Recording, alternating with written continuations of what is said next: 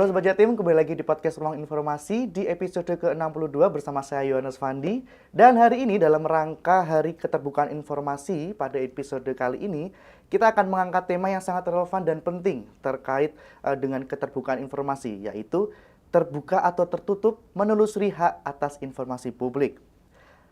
Pernah nggak sih Sobat Jatim ini sebenarnya kita ini punya hak sejauh apa atas keterbukaan informasi publik, apalagi kita informasi yang diminta ke pemerintah. Apa saja informasi yang boleh diakses, apa saja informasi yang nggak boleh diakses, kayak gitu. Dan bagaimana jika permintaan kita itu ditolak. Nah, semua pertanyaan itu kita akan obrolin bareng. Ini saya udah kedatangan dua narasumber. Yang pertama ada Pak Edi Purwanto. Selamat pagi Bapak. Selamat pagi Mas Wandi. Iya, Bapak ini sebagai Ketua Komisi Informasi Provinsi Jawa Timur. Baik, dan ada rekannya, ada sobatnya, Besti ya.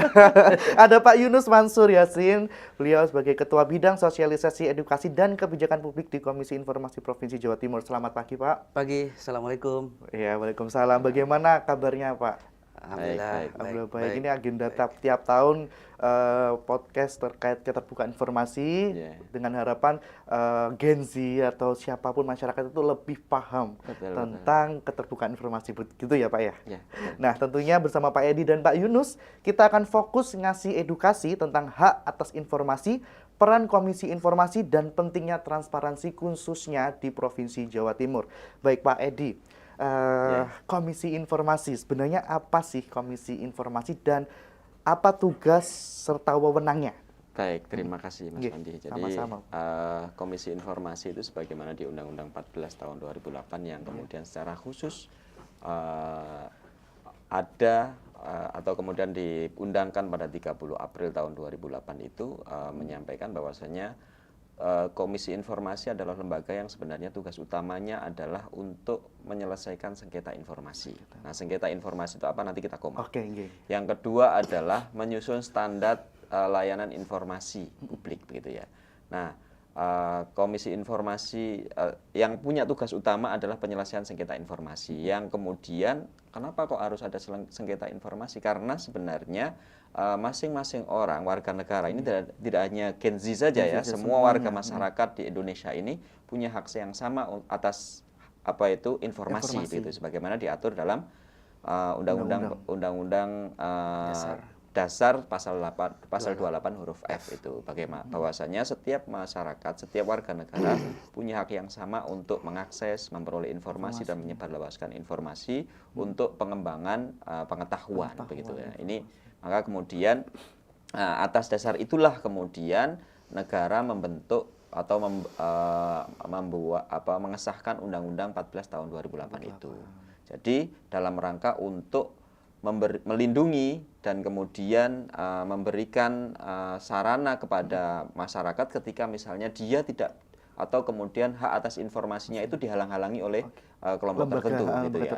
Maka kemudian kelompok masyarakat bisa mengadukan kepada Komisi Informasi. Nah, nanti Komisi Informasi nanti akan memanggil kelompok-kelompok atau kemudian badan publik yang kemudian menghalang-halangi atas hak informasi itu siapa, dipanggil kedua belah pihak, kita sidangkan. Itu tugas utama kami gitu kan. Selain kemudian kita membuat standar layanan informasi publik seperti apa, bagaimana standar layanan informasi publik untuk BUMD misalnya, untuk pemerintah, untuk desa, untuk BUMN dan seterusnya, atau untuk kampus dan seterusnya, itu ada standar-standar yang tersendiri begitu. Berarti memang Komisi Informasi ini lembaga apa ya Pak ya? Lembaga independen yang mengawasi pelaksanaan Undang-Undang Keterbukaan Informasi Publik lagi. Mengawal keterbukaan informasi publik. Nah, bagaimana KI ini itu menjaga independensinya dari tekanan politik atau kelompok tertentu tadi, Pak? Baik. Jadi memang lembaga kuasi itu memang seringkali mendapatkan tekanan dari sana sini ya. Harus dipahami dan jujur disampaikan bahwasanya Komisi Informasi memang dibentuk berdasarkan pada undang-undang yang kemudian didelivery atau kemudian diteruskan wewenangnya itu ke wilayah provinsi terkait dengan penganggarannya begitu ya. Tapi kemudian dan juga ini dilakukan pemilihan fit and proper test di dewan yang kemudian ada proses politik dan seterusnya begitu. terlepas dari itu semuanya, sebenarnya Komisi Informasi itu hadir dalam rangka untuk tadi mengawal keterbukaan informasi publik yang kemudian berdasarkan pada undang-undang. Jadi terkait dengan independensi siapapun yang mengintervensi, kami juga tetap berdasar pada aturan yang ada itu begitu. Jadi itu undang-undang dan peraturan pelaksananya, yaitu peraturan Komisi Informasi, baik yang berurusan dengan sengketa ataupun standar layanan informasi publik ataupun peraturan yang lain. Yang kemudian itu menjadi nadi utama kami begitu. Jadi tidak, walaupun toh kemudian siapa yang mempreser, kalau toh kemudian misalnya informasi terkait dengan DPA begitu, DPA harus dikecualikan. Siapa yang mempreser, undang-undangnya bilangnya dibuka, ya nggak mungkin kita akan menutup begitu, kan? Karena dasarnya di sana begitu. Kalau toh memang misalnya informasi itu dikecualikan, misalnya terkait dengan rahasia pribadinya Mas Pandi begitu misalnya ya. Atau bikin ini atau ya, profilnya Mas Pandi begitu misalnya ya. Kalau itu misalnya tidak dibuka, kemudian ada yang mendorong mempres kami untuk dibuka, ya nggak mungkin bisa dibuka. Gitu. Maka sebenarnya semuanya bisa tahu, publik pun juga tahu berdasarkan pada undang-undang itu mana sih sebenarnya informasi yang dibuka, mana sih informasi yang porosnya itu di undang-undang itu. Betul, ya, dan aturan pelaksananya begitu. Jadi kami juga akan mengikuti itu. Siapapun yang preser kami tidak mampu karena urusannya dasarnya di sana begitu loh. Iya, betul. Tadi Bapak sempat nyebutin sengketa informasi. Iya, betul. Biasanya jenis sengketa informasi apa yang biasa ditangani, Pak? Ini contoh langsung. Oke. Jadi saya mau sampaikan bahwasanya karena Komisi Informasi tugas utamanya adalah penyelesaian sengketa informasi, sengketa informasi itu apa? Sengketa informasi itu adalah sengketa yang terjadi antara warga negara Indonesia, masyarakat. Baik itu perseorangan maupun kelompok ya, perseorangan ataupun kelompok atau kemudian institusi dalam bentuk yayasan atau yang lainnya gitu ya. Dengan badan publik gitu ya. Badan publik itu bisa semua warga. Badan publik itu adalah semua perkumpulan atau kemudian organisasi yang kemudian sumber dananya berasal dari negara, baik APBD maupun APBN.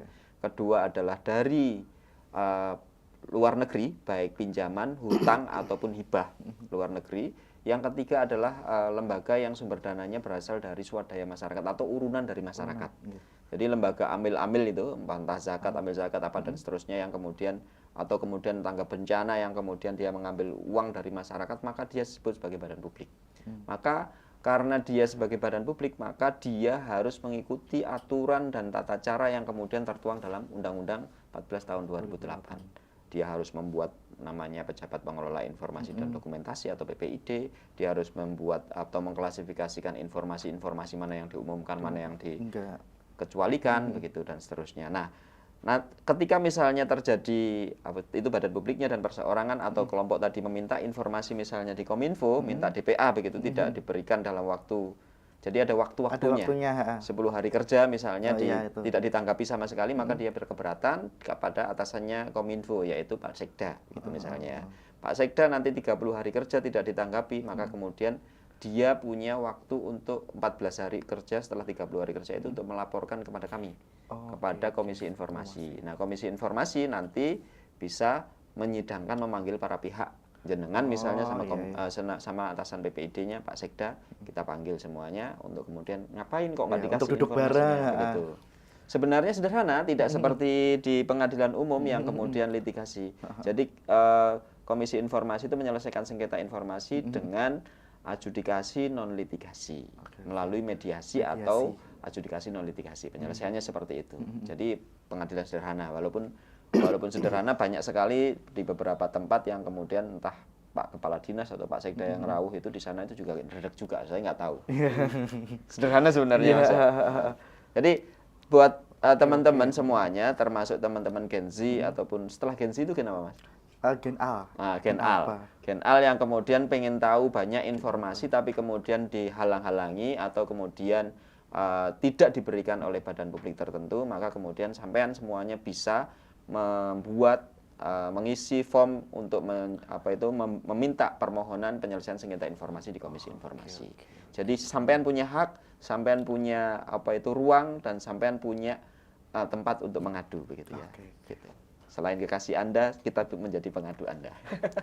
Oke, jadi kita udah paham nih sebenarnya Iya, fungsinya iya. komisi informasi tadi Iya, itu iya, apa, iya. sengketanya itu bagaimana cara penyelesaiannya Betul, dengan betul. mediasi, sebetulnya ngasih. Tapi ada sanksi nggak sih Pak kayak gitu itu? Kalau misalnya nih, misalnya Ah, ah. yang pemberi informasi itu nggak memberikan informasi waktu mediasi itu kayak nggak berjalan baik. Ada nggak sih, pernah nggak sih kayak gitu Pak? Betul, Lagi betul. duduk bareng tuh ternyata memang nggak ada jalan tengahnya kayak gitu. Jadi apa namanya, setelah kemudian inkrah begitu ya. Jadi Iya, inkrah itu adalah setelah kemudian prosesnya habis dan kemudian itu tidak ada apa itu penyelesaian misalnya. Jadi kan kita punya pasal-pasal yang kemudian mengatur terkait dengan misalnya ketika ada orang menyampaikan informasi yang sifatnya dikecualikan, tapi kemudian disampaikan kepada publik.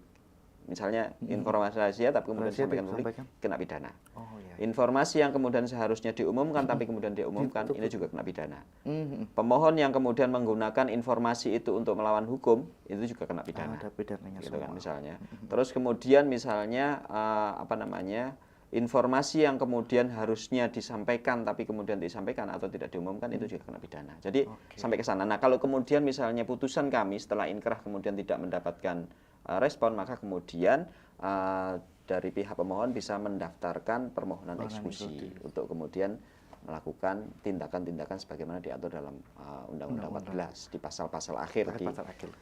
Pasal 52. 52 sampai 53. Berarti lengkapnya ini 55, Sobat Jatim ini 45, baca aja undang-undang KIP gitu ya Yes. Pak. Betul, betul, betul. Nah, kita ngomongin lagi, masih ngomongin KIP dulu aja Pak ya, Betul, undang-undang KIP. Untuk Pak Yunus, apa saja tantangan terbesar dalam implementasi undang-undang KIP ini di lapangan Pak? Baik, terima kasih. Nggih. Selamat pagi pemirsa semuanya. Selamat Pak.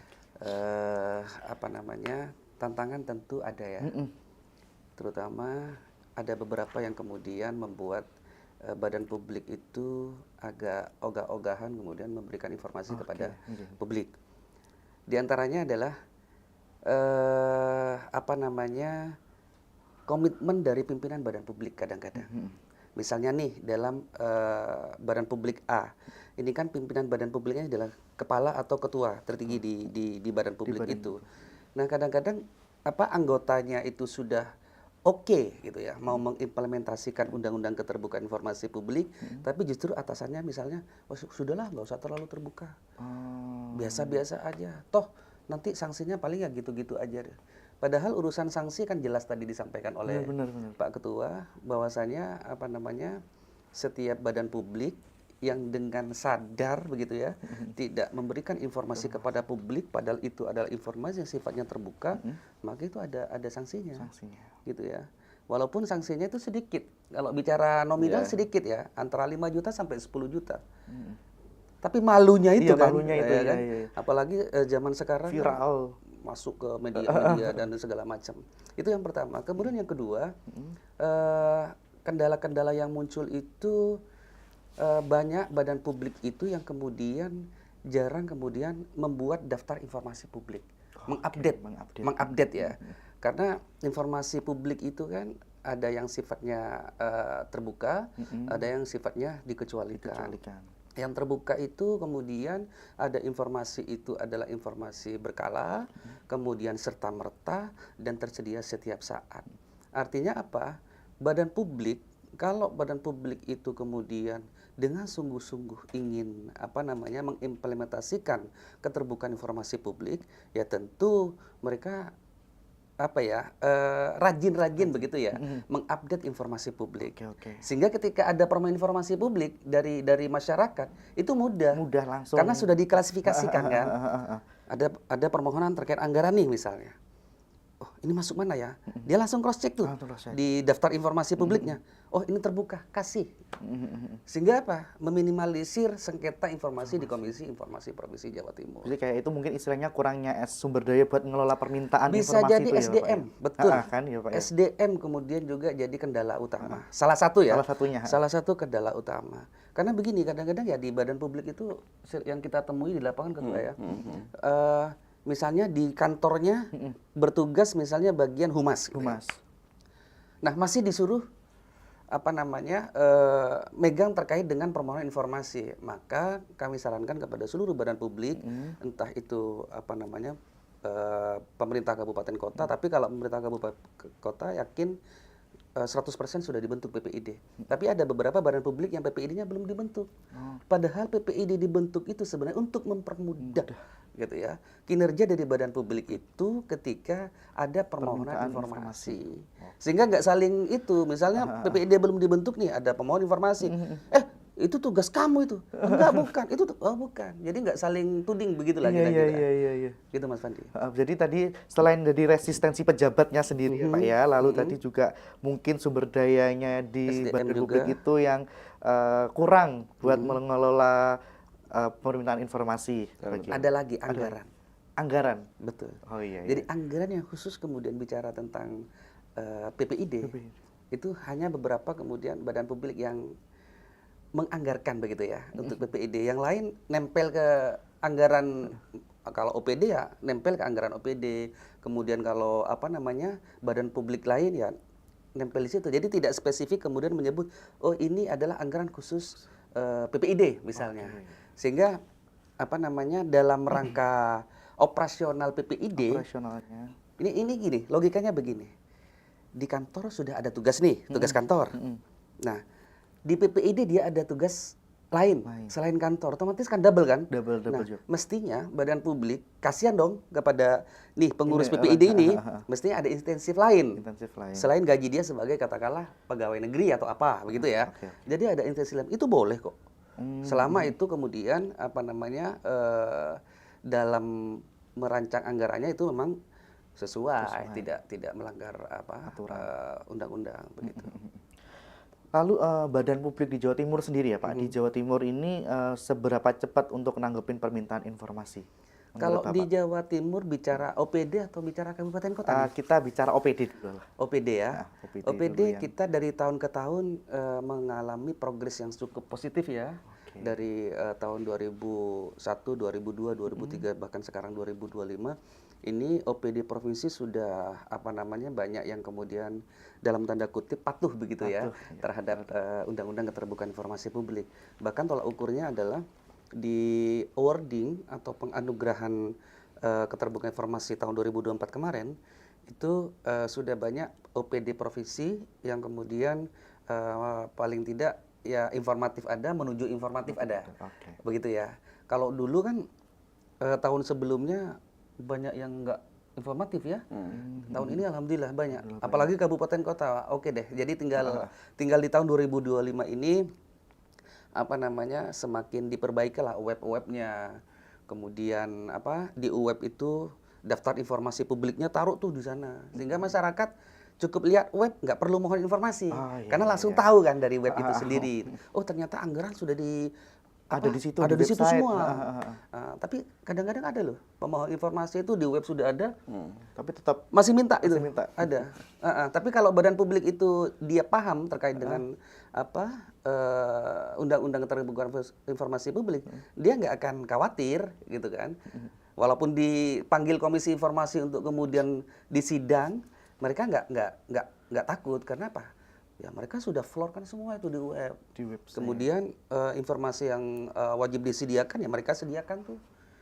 Gitu. Jadi kami di Komisi Informasi Provinsi Jawa Timur kalau Mas Fandi dan rekan-rekan semuanya itu kami sebagai hakim di situ. Jadi kita menyidang orang-orang itu. Betul. Jadi kita tahu tuh ibaratkan guru di sebuah sekolah ini saking kita fahamnya ya terhadap karakter pemohon informasi. Nah, ini beneran nih niatnya nih. Ini enggak nih. Jadi sampai segitunya. Psikis kita bisa tahu gitu loh. Oh, ini beneran nih mau memohon informasi dalam konteks mau sebagai kontrol sosial. Wah, ini tujuannya beda lagi nih. Tujuannya ini mohon maaf, ini misalnya profit misalnya, ingin nakut-nakuti badan publik misalnya, kita sampai paham segitunya dan itu masuk pertimbangan kami sebagai majelis komisioner di situ. Oke, baik. Hari apa Pak? Ini tadi keterbukaan Hari informasi. Keterbukaan Informasi Publik ya. Nah, mungkin bisa dijelaskan Bapak sejarah Hari Keterbukaan Informasi HKIN ini. Hakin ya. Hari Hakin ini mungkin hari khusus ini buat apa, memperingati apa seperti itu. Gitu. Jadi sebenarnya tadi udah kita singgung ya bahwasanya tanggal 30 April itu sebenarnya diperingati sebagai Hari Keterbukaan Informasi Publik. Itu dilahirkan karena apa? Kenapa kemudian seperti itu? Karena Undang-Undang KIP itu ditetapkan atau diundangkan pada tanggal 30 April tahun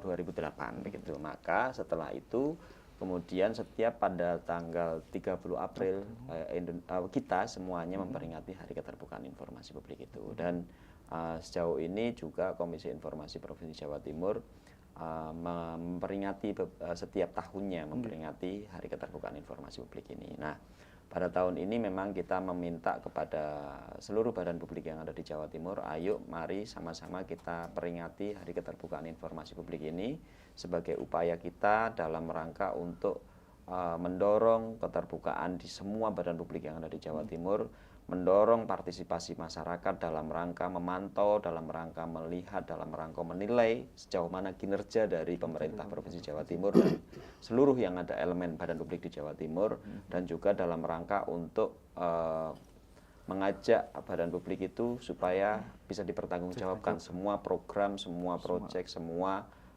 apa yang kemudian dicanangkan di Jawa Timur itu bisa akuntabel begitu ya. Itu yang sebenarnya kita upayakan, dan hampir semuanya badan publik yang ada di Jawa Timur, mulai dari KPU, Bawaslu, terus kemudian juga kabupaten kota, OPD, terus kemudian BUMD, termasuk desa dan lain sebagainya, itu rame-rame untuk membuat poster atau sejenisnya begitu. Yang ini kemudian menurut kami ini adalah sebuah capaian yang luar biasa dibanding tahun sebelumnya. Bahkan juga teman-teman dari media, teman-teman pers itu juga banyak sekali meliput kita, sehingga perayaan dari Hakin itu menurut kita sudah luar biasa bagus lah dibanding tahun-tahun sebelumnya. Tapi kami berharap ke depan tidak hanya perayaannya saja begitu ya, tidak hanya perayaannya saja yang kemudian bagus, tapi kemudian kita minta implementasinya seluruh badan publik di Jawa Timur itu ayo sama-sama kita terapkan proses transparansi itu, sehingga nanti masyarakat percaya kepada apa yang sebenarnya dikerjakan, apa yang sebenarnya diprogramkan, dan apa yang sebenarnya menjadi cita-cita dari masing-masing badan publik di Jawa Timur, khususnya provinsi ataupun kabupaten kota, itu bisa tercapai. Oke, Bapak. Berarti istilahnya kayak masyarakat ini pengen tahu sebenarnya dana yang APBD ini dibuat apa aja, betul. Terus dibuat pengadaan jasa barangnya itu apa aja, lalu proyek-proyek sedang berjalan, kayak gitu. Berarti mengingatkan berarti ya Pak ya, mengingatkan badan publik supaya terus untuk terbuka kepada masyarakat seperti itu. Betul. Karena dengan demikian masyarakat akan percaya terhadap apa yang dikerjakan oleh pemerintah. Kalau kemudian dalam tanda petik pemerintah atau badan publik itu mereka tidak membuka informasi terkait dengan pengadaan barang dan jasa, bagaimana masyarakat memantau benar apa tidak sih pengadaannya? Jangan-jangan ini orang dekatnya si A, orang dekatnya si B, dan seterusnya. Tapi kalau kemudian itu terbuka, masyarakat bisa memantau, oh ini orang terdekatnya ini ternyata. Nah, maka kemudian ini akan agak silau lah ya, paling tidak begitu ya. Nah, kalau dengan demikian nanti kepercayaan publik itu akan semakin tinggi. Kalau kepercayaan publik semakin tinggi, maka kemudian pemerintah juga semakin baik. Begitu. Kalau kepercayaannya rendah, maka kemudian masyarakat semakin tidak percaya, dan pemerintah kredibilitasnya semakin turun. Begitu. Berarti kayak bersama-sama untuk mewujudkan good governance, lalu transparansi seperti itu, dan akuntabel seperti itu. Nah, untuk rangkaian Hakim di Jawa Timur mungkin bisa di skill ini Pak sudah mulai, udah ada rangkaiannya pasti ya Pak ya. Ya, silakan. Terima kasih Ketua Mas Fandi. Sebenarnya yang berhak menjawab itu sebenarnya bagian kelembagaan ya. Bidang kelembagaan, tapi beliau lagi sidang nih. Saya mewakili Cak Hud ya. Sebenarnya rangkaian Hari Keterbukaan Informasi itu startnya kemarin pada tanggal 30. Pada tanggal 30 kebetulan waktu itu saya juga on air di RRI Surabaya, gitu kan. Bagaimana kita membumikan keterbukaan informasi kepada publik Jawa Timur, gitu kan. Karena apa yang disampaikan Ketua, faktor trust ya, faktor kepercayaan itu sangat penting, gitu kan. Nah, bagaimana trust itu akan kemudian didapatkan? Ya tentu harus ada yang namanya transparansi. Betul. Ya.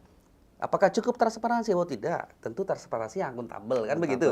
Kalau transparansi nggak akuntabel buat apa kan begitu? Harus akuntabel dong, harus bisa dipertanggungjawabkan. Nah, dari transparansi yang akuntabel maka publik ini akan dapat berpartisipasi terhadap pembangunan, Oke. terhadap bagaimana sih sebuah pemerintahan itu nanti akan menjadi good and clean governance, kan begitu. Betul. Nah, faktor trust itu sangat penting. Penting. Ya, tentu pemerintah sebagai badan publik ya, yang kemudian anggarannya juga dari negara, Dari negara. tentu harus mempertanggungjawabkan.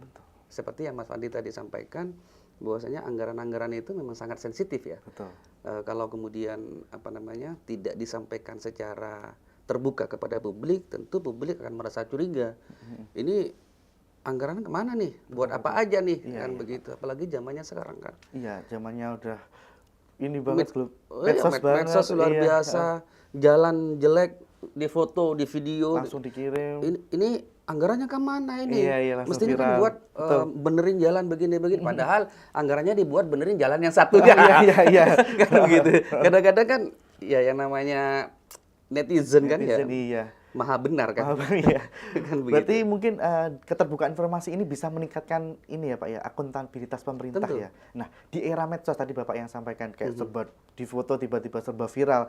Sebenarnya keterbukaan informasi ini makin efektif bikin pemerintah akuntabel atau malah bikin gaduh karena misinformasi menurut Bapak? Ketua dulu. Ya. Sebentar, saya mau cerita tentang Hakim tadi belum Iya, terjawab. Hakim Nah, belum. Oh iya, Jadi iya, gini tadi. ya, Hari Keterbukaan Informasi itu kebetulan itu berdekatan dengan hari lahirnya Komisi Jawa Informasi di Jawa Timur. Oke. Gitu ya. Jadi Hari Keterbukaan Informasi 30 April ya. Terus kemudian Komisi Informasi Provinsi Jawa Timur itu dibentuk pada tanggal 14 bulan Mei tahun 2010. Oke, 2 Jadi, tahun setelahnya berarti. 2 tahun setelahnya, memang Undang-Undang KIP itu ada jedah untuk kemudian mempersiapkan infrastruktur. Oke. Jadi mempersiapkan sosialisasi dan seterusnya, baru kemudian Komisi Informasi baru dibentuk pada tahun 2010 di Jawa Timur, itu yang pertama sebenarnya. Nah, rangkaian Hakim itu agak panjang ya. Mulai pertama tadi saya bercerita bahwasanya kita masing-masing badan publik kita minta untuk membuat baliho, untuk ucapan selamat Hakim dan seterusnya, itu secara masif di sosial media yang kemudian pada saat itu ada. Terus yang kedua adalah kita melakukan kolaborasi dengan teman-teman yang lain, termasuk dengan hari ini dengan Kominfo, kemarin itu dengan RRI, yang sebelumnya tanggal 30 itu beliaunya di RRI, hari Senin kemarin saya juga dialog dengan RRI terkait dengan keterbukaan informasi publik, yang kemudian spesifik ngomongin terkait dengan SPMB begitu ya. Temanya beragam begitu. Terus kemudian nanti pada tanggal 30 itu kita juga menggelar, tanggal 15 itu kita menggelar juga puncaknya ada di Komisi Informasi, kita mungkin akan tumpengan begitu ya. Ada khataman Quran malamnya dan seterusnya, ada kemudian juga santunan kepada yatim piatu. Ini kolaborasi dengan teman-teman Basnas, ada penanaman pohon dengan kolaborasi dengan teman-teman DLH dan juga dengan DLH begitu ya. Ada juga kemudian nanti tanggal 25 kalau nggak salah ya, tanggal 25 itu kita juga akan melakukan kolaborasi dengan pemerintah Kabupaten Sidoarjo untuk kemudian dalam proses giat Car Free Day, yang kemudian di dalamnya juga nanti akan launching terkait dengan ada kick off launching atau kick off monitoring dan evaluasi di tahun 2025. Ini rangkaiannya agak panjang. Itu gitu tadi ya. yang kayak CFD itu menarik itu tanggal 25 Mei ya Pak ya? Iya. Di Sidoarjo. Sidoarjo gitu. Oke, Nanti kita ikut di sana untuk kemudian berkolaborasi dengan para stakeholder di Sidoarjo. Ada funback juga. Di sini nanti kolaborasi dengan stakeholder yang ada di Jawa Timur, termasuk juga nanti kita membuat nota kesepahaman bersama atau semacam komitmen bersama dengan para pihak yang ada di Jawa Timur untuk kemudian komitmen untuk mengumumkan dengan segera terkait dengan informasi-informasi yang hubungannya dengan kedaruratan serta merta, ini bahasanya di undang-undang itu kedaruratan, misalnya BPBD, misalnya dinas sosial ataupun yang lain yang kemudian berhubungan dengan itu. Itu ya tentang Hakim ya. Hakim rangkaiannya tadi yang terus kemudian terkait dengan sosial media yang ramai seperti ini, sebenarnya apakah ini sebenarnya membantu membuka informasi atau kemudian justru membuat ruwet? Membuat misinformasi. Nah, sebenarnya misinformasi. Sebenarnya kuncinya ada di badan publik. Jadi informasi yang kemudian dikumpulkan, dibuat dan diproduksi oleh teman-teman itu berdasarkan pada informasi yang pokok. Maaf gini, maksudnya begini.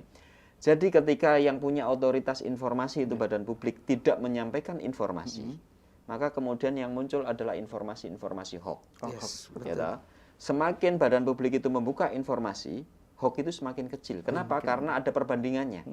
Kalau kemudian misalnya badan publik ini tidak sebagai otoritas informasi, dia tidak memproduksi atau kemudian mengumumkan informasinya, bisa jadi hoax itu semakin tinggi. Wong informasi tersedia saja hoaxnya masih ada, banyak, apalagi informasi itu tidak diumumkan. Gitu loh. Nah, maka kemudian sebenarnya kalau kemudian di sini ada klinik hoax ya, di Kominfo itu ada klinik hoax ya. Kalau kemudian klinik hoax itu akan semakin tidak berfungsi ketika misalnya mau itu teman-teman badan publik di Jawa Timur itu memberikan informasinya secara akurat di masing-masing websitenya, menginformasikan. Gitu. Tapi kalau kemudian teman-teman di Jawa Timur itu tidak mengumumkan informasi-informasi yang sifatnya memang harus diumumkan, maka hoaxnya semakin tinggi dan klinik hoaxnya semakin tetap berperan. Tinggal pilih aja. Tinggal pilih aja. Gitu. Iya. Sebenarnya di situ, Mas. Jadi informasi sekarang itu kan kita sudah banjir informasi, semuanya masuk ke kita, tapi kemudian kita tidak melakukan verifikasi. Nah, verifikasi itu di mana sebenarnya tempat verifikasi yang paling akurat? Verifikasi yang paling akurat adalah di badan atau kemudian lembaga yang kemudian punya otoritas atas informasi itu. Jadi informasi tentang kebencanaan, maka yang kemudian website yang harus kita lihat secara akurat adalah di BPBD. Kalau kemudian di Kominfo akurat, bisa jadi tidak. Atau kemudian di lembaga-lembaga yang lain yang kemudian punya otoritas terhadap atau berkaitan erat langsung dengan informasi tersebut. Oh, berarti menyesuaikan ini informasi tentang kesehatan berarti di Dinas Kesehatan. Betul. Tentang kebencanaan di BPBD. Betul. Seperti itu ya, Pak. Kalau misalnya dari Kominfo bisa jadi iya, tapi kemudian kita harus cross check yang lebih benar-benar yang lebih dekat kedekatannya dengan konten itu begitu. Nah, kalau misalnya lembaga-lembaga yang kemudian punya otoritas terhadap informasi itu tersebut, mereka tidak membuka informasi. Nah, ini kan cross check-nya kemana? Nah, iya. Kan? Problemnya di situ. Yang harusnya itu bisa memberikan informasi malah nggak memberikan, ini menjadi bingung. Harus cari kemana lagi. Ini yang kemudian tidak banyak dipahami bahwasanya hoax itu sebenarnya bersumber dari teman-teman sendiri yang kemudian tidak mengumumkan informasi itu. Atau bisa jadi diumumkan informasi itu tapi kemudian memang sengaja dibalikkan gitu kan, atau begitu. Tapi kan kalau misalnya informasi itu disediakan atau diumumkan oleh badan publik tersebut, maka kemudian alat verifikasinya lebih cepat. Oh, ini ternyata hoax. Nggak tahu hoax, nggak ada yang benar kok, begitu kan. Maka kemudian menjadi kebenaran baru toh, hoaxnya menjadi kebenaran gitu. Tapi menurut Bapak ini Pak, sejauh mana ini masyarakat Jawa Timur ini sadar akan hak mereka untuk mendapatkan informasi tersebut? Apalagi kan kita nggak hanya di kota-kota besar ya Pak ya, mungkin di Jawa Timur itu ada yang pelosok desa seperti itu. Nah, sejauh mana Pak masyarakat di Jawa Timur? Sejauh ini sebenarnya memang ini kan terkait dengan hak warga negara ya. Hak warga negara itu sejauh ini memang sudah banyak diketahui, tapi memang belum semuanya mengetahui begitu ya, bahwasanya ada undang-undang keterbukaan informasi publik. Loh, ada ya gitu kan? Loh, ada ya begitu. Bahwasanya masing-masing punya hak untuk hidup, hak untuk mendapatkan penghidupan yang layak, termasuk hak mendapatkan informasi. Itu kan hak masing-masing orang. Banyak masyarakat kita yang kemudian khususnya di dalamnya nggak memahami tentang hak-haknya. Ketika misalnya dilanggar oleh kelompok tertentu atau kelompok mainstream tertentu, maka kemudian dia tidak tahu harus mengadunya kemana begitu. Nah, ini sebuah problem tantangan kita bersama. Secara khusus terkait dengan Undang-Undang Keterbukaan Informasi Publik, memang mungkin auranya belum begitu diterima oleh, maksudnya bukan belum diterima ya, belum masuk ke dalam kolbunya teman-teman semuanya, bahwasanya ini penting. Kurang menggaung. Belum masuk gitu ya. Belum masuk. Hanya permukaan-permukaan saja yang kemudian ternyata penting gitu. Itu saya mungkin Mas Yunus punya pendapat lain lah. Ya, terkait dengan itu sebenarnya apa disampaikan Mas Famdi tadi, di 2025 ini sudah banyaklah publik Jawa Timur yang kemudian sadar akan hak mereka. Kemudian juga mudah ya untuk kemudian mengakses informasi itu. Indikatornya adalah semakin sedikitnya sengketa informasi di KI Provinsi Jawa Timur. Jadi kalau sekarang kita sidang tiap hari 4-5 itu sebenarnya warisan masa lalu, gitu kan. Artinya yang sampai banyak itu kan sebenarnya warisan tahun-tahun sebelumnya. Dan di tahun 2004 sendiri cukup sangat-sangat sedikit, ya, nggak sampai 100-an, ya. Nggak sampai 100 ada permohonan penyelesaian sengketa informasi. Kemudian yang perlu saya sampaikan di sini lagi, Provinsi Jawa Timur ini kan selaras dengan tagline yang disampaikan oleh Ibu Gubernur, Gerbang Baru Nusantara. Nah, ini menarik kan? Iya. Ini menarik. Apa hubungannya dengan keterbukaan informasi publik? Ya, ada.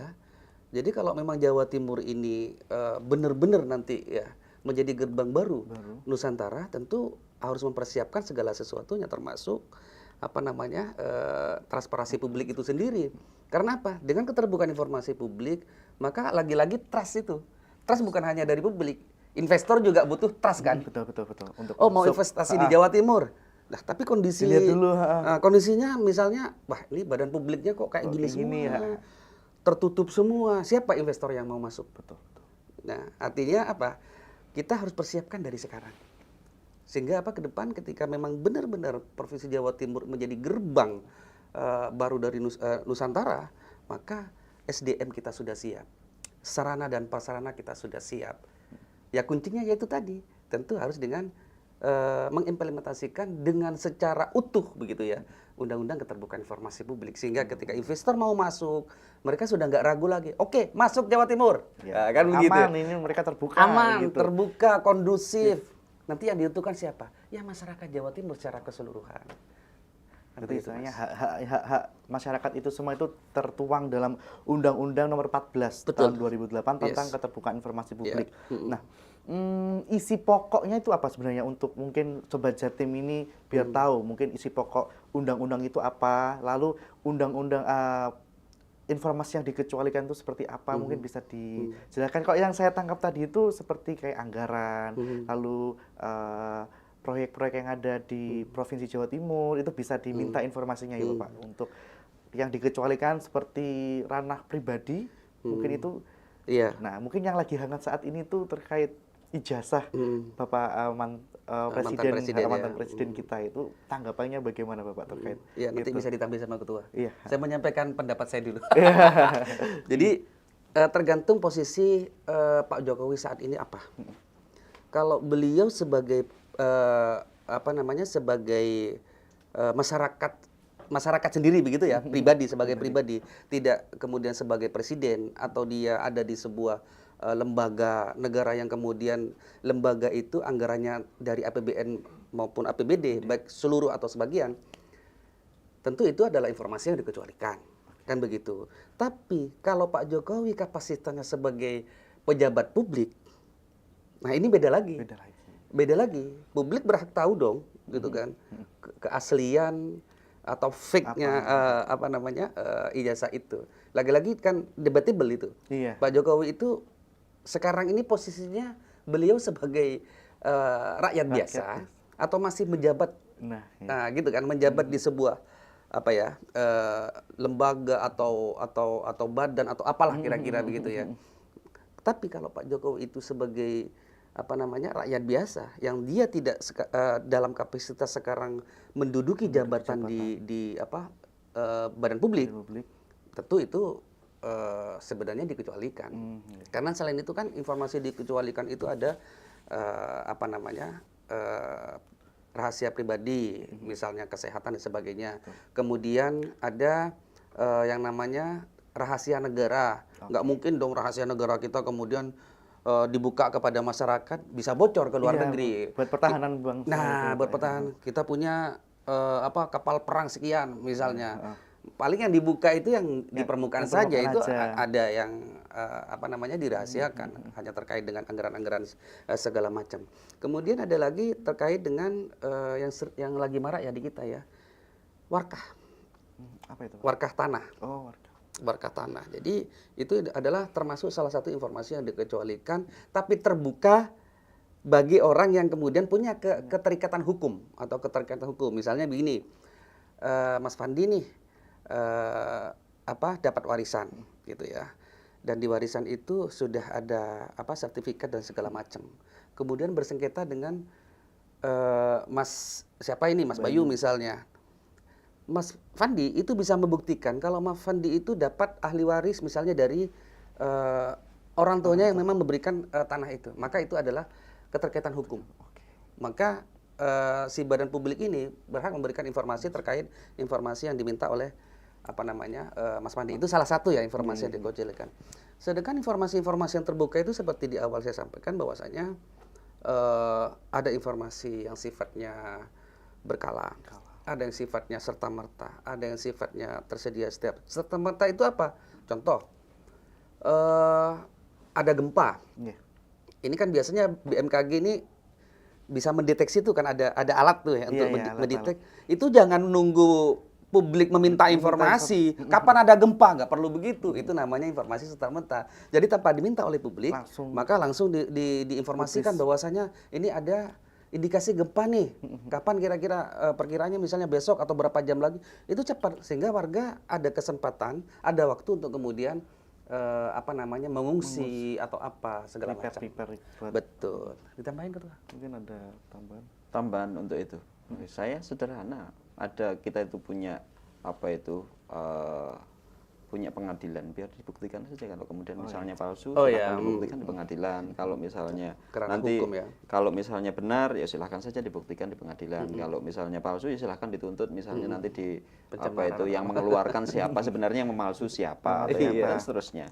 Sederhana saja. Kalau saya sih sebenarnya begitu. Jadi kalau saya berpendapat, saya juga belum tahu secara fisiknya, begitu kan, secara fisiknya. Kalau misalnya di dunia maya, kita itu kan tadi kita bercerita terkait dengan bagaimana hoax itu dibangun dan bagaimana hoax itu diproduksi, begitu kan, dan tujuannya untuk apa begitu. Nah, saya sebenarnya kita serahkan saja kepada APH yang kemudian mengurusin itu. Kalau toh memang misalnya benar, ya monggo, mekanismenya seperti apa. Kita kan negara punya mekanisme, gitu. Saya kira itu sederhana. Jadi yang mungkin saya tangkap ya Pak ya, mungkin jadi insight juga buat Sobat Jatim. Informasi yang bisa diminta itu ya terkait tadi ya Pak ya, anggaran, lalu proyek-proyek, lalu mungkin juga jika menjabat ya, jika pejabat itu orang itu menjabat itu kita bisa tahu, bisa meminta informasi terkait ini orangnya ini dari mana, itu masih sah ya, kecuali kalau itu mereka udah warga biasa, itu tadi kan dikecualikan seperti itu. Benar ya Pak ya? Ya. Kayak gitu. Oke. Mungkin ada tambahan Bapak untuk di dalam Hakin ini mau menyampaikan apa closing statement buat Sobat Jatim? Ya, jadi kami meminta ayo sama-sama kita jaga Jawa Timur, ayo kita sama-sama kita dorong Jawa Timur untuk menjadi provinsi yang terbuka, provinsi yang kemudian tingkat partisipasi masyarakatnya dalam pembangunannya tinggi. Kita jaga, kita dorong supaya pemerintah Provinsi Jawa Timur semuanya ya, baik OPD maupun kabupaten kota itu bisa menjalankan pembangunannya dengan baik, sehingga bisa masyarakat Jawa Timur percaya kepada pemerintah, percaya kepada aparatur yang ada, sehingga kesejahteraan Jawa Timur bisa terwujud. Saya kira itu. Mungkin dari Pak Yunus ada closing statement. Badan publik jangan pernah takut ketika ada permohonan informasi. Berikan informasi selama itu adalah informasi yang sifatnya terbuka. Kalau menurut badan publik adalah informasi yang dikocilkan, silakan buat yang namanya uji konsekuensi. Sangat sederhana. Jangan pernah takut memberikan informasi kepada publik, karena publik punya hak untuk mengakses informasi. Baik, luar biasa Pak Edi dan Pak Yunus. Terima kasih banyak atas waktunya. Kita sudah menyelami pentingnya keterbukaan informasi publik, sebuah hak yang dijamin undang-undang tapi masih sering dilupakan. Baik, jangan lupa Sobat Jatim, informasi itu adalah kekuatan. Dan semakin kita tahu, semakin kita bisa berkontribusi dalam membangun pemerintahan yang bersih, transparan, dan akuntabel, mewujudkan good governance tadi ya Bapak ya. Baik, Sobat Jatim, saya Yohanes Fandi, akhir kata, dan seluruh kru yang bertugas mengucapkan terima kasih. Dan sekali lagi terima kasih Bapak atas waktunya. Sama-sama. Terima kasih dan sampai jumpa. Dadah.